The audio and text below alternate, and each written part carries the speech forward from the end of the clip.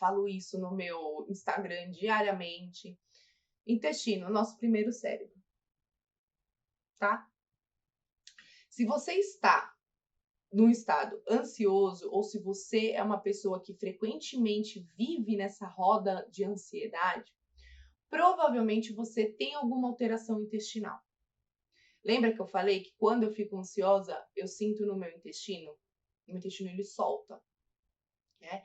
Então, provavelmente, se você está no estado ansioso, você tem alguma alteração intestinal.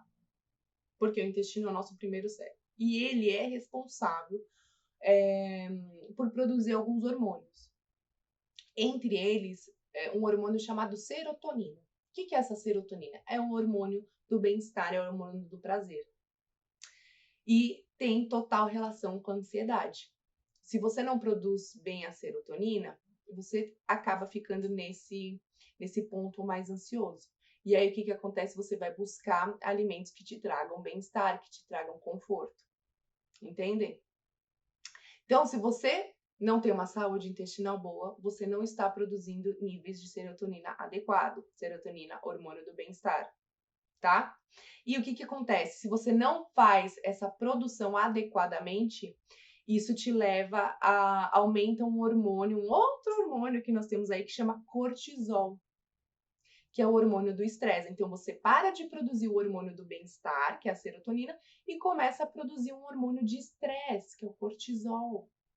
E o cortisol, ele é o primeiro responsável pela ansiedade, pela irritabilidade, pelo seu nervosismo. E o que ele faz principalmente?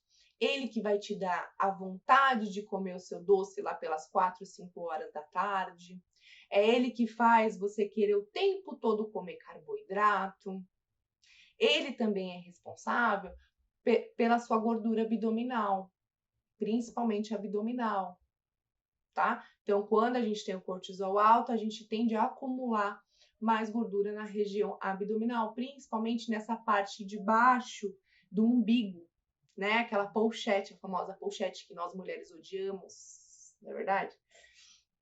Então, ansiedade tem relação total com o intestino. Então, existe um problema aí, onde você não está sintetizando, né, produzindo direito a sua serotonina, que é o hormônio do bem-estar, está aumentando o seu hormônio do estresse, e isso está fazendo você descontar, buscar o prazer, buscar o conforto na comida, tá? Que pode ser tanto doce, salgado. Isso normalmente, tá, gente? A maioria das pessoas são assim. Tem gente que vai descontar na atividade física. Existe.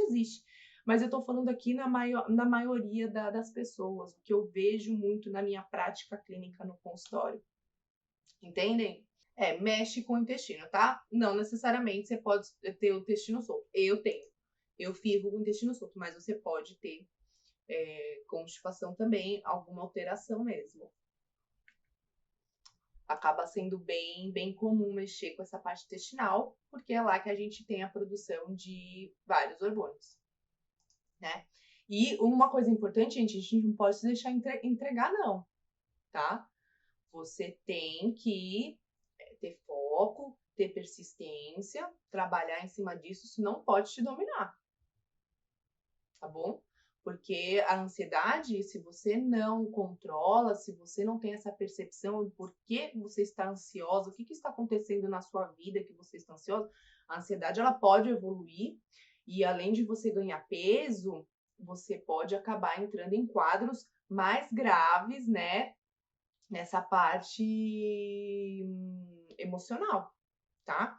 Então, é importante você observar o que está acontecendo, parar, pensar, colocar no papel, se for o caso, e trabalhar isso, tratar isso, tá, gente?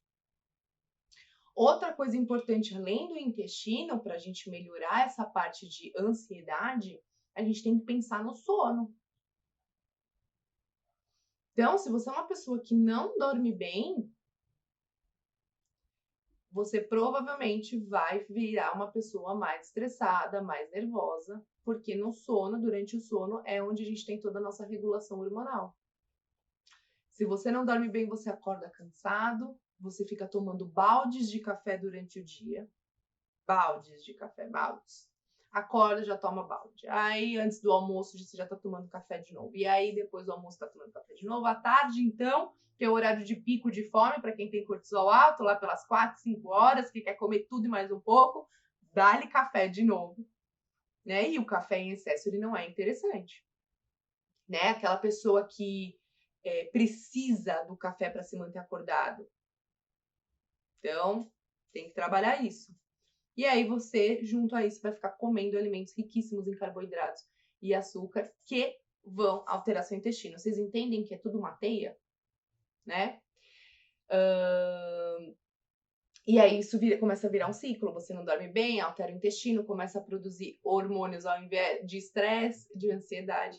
E aí começa a dar um paranauê aí, a pifar todo o sistema, tá?